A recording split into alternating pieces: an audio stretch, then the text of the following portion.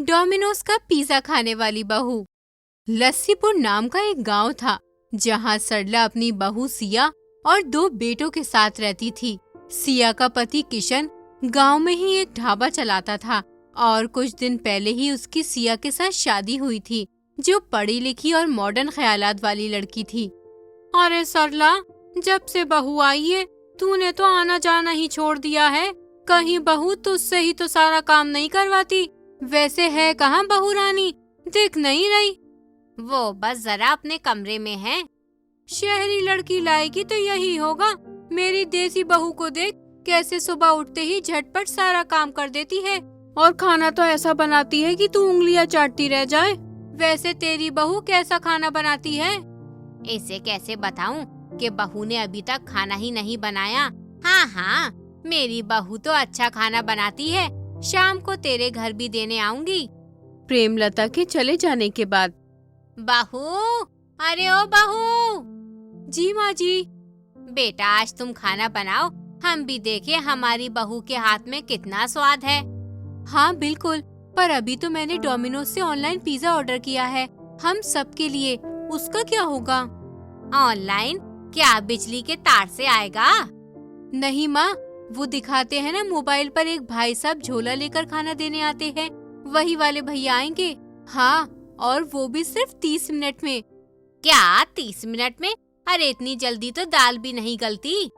28 minute बाद एक helmet वाला लड़का बाइक पर पिज्जा बॉक्स लेकर आता है और सिया खुशी खुशी डोमिनोज बॉक्सेस लेकर घर के अंदर आ जाती है और डब्बे को खोलकर ललचाई आंखों से पिज्जा देखने लगती है।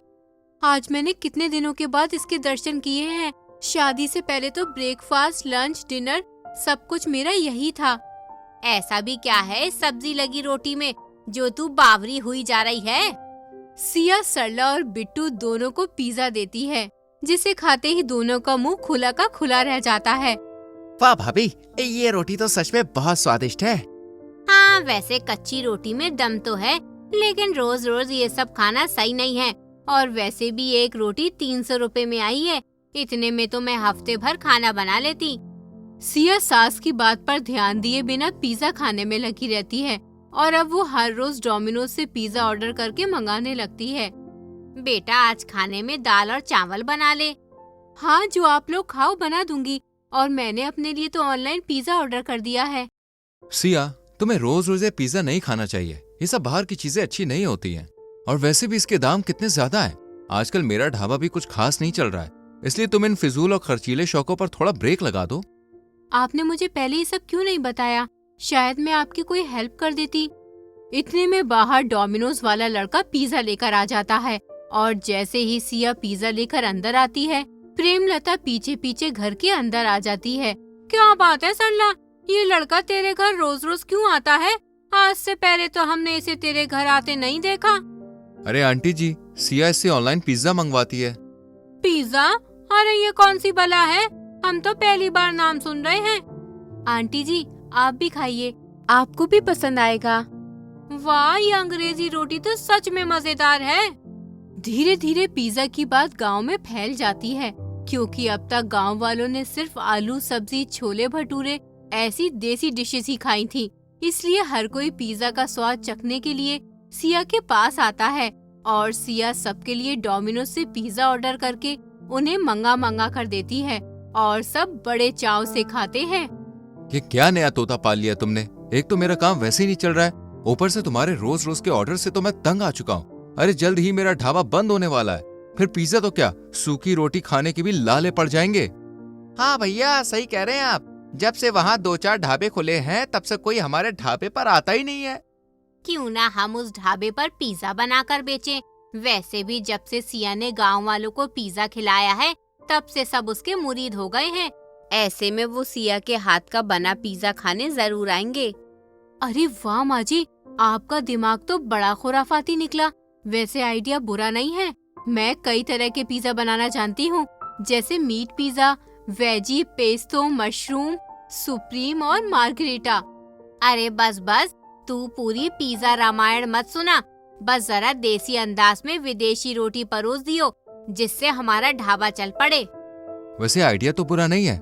सिया, तुम मुझे पिज्जा का सारा सामान लिख कर दे दो, मैं अभी सब कुछ लेके आता हूँ।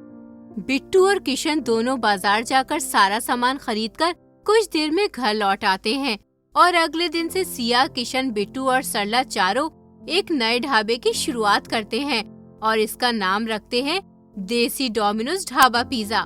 किशन गल्ले पर बैठता है, सरला सिया का किचन में हाथ बटवाती है और बिट्टू ढाबे के ग्राहकों को देखता है। माँ जी बस दुआ करना, ढाबे का पहला पिज्जा बनाने जा रही हूँ, बस हमारा ढाबा चल जाए।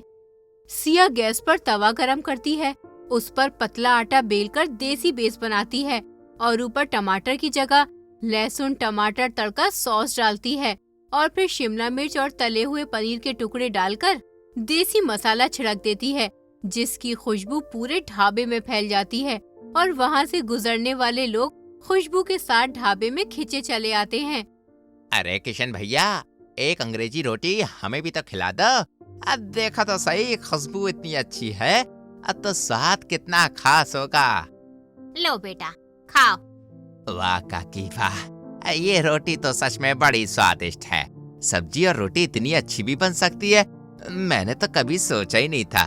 2 रोटी घर के लिए भी पैक कर ही दो आप। इस तरह देखते ही देखते देसी डोमिनोज पिज्जा ढाबे की चर्चा पूरे गांव में होने लगती है और बच्चों से लेकर बड़े तक पिज्जा खाने के लिए ढाबे पर आते हैं, क्योंकि एक तो पिज्जा देसी स्टाइल में था और दूसरा इसके दाम भी कम थे। वाह, आज तो मजा आ गया।